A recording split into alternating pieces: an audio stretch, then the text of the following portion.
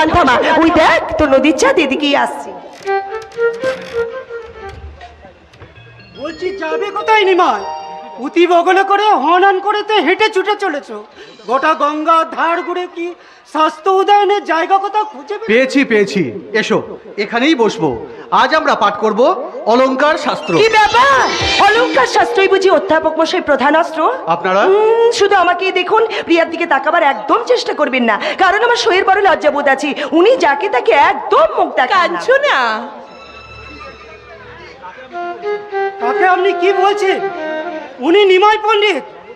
নবদ্বীপে ওর সমকক্ষ আচার্য আর কেউ নেই। জানি সব জানি, কিন্তু আপনারাও জানেন না যে আমার শরীর মতো সুন্দরী শুধু নবদ্বীপে কেন, গোটা গৌরবঙ্গের একটাও নেই। কাঞ্চু না, দয়া করে ওর কথায় আপনারা কিছু মনে করবেন না।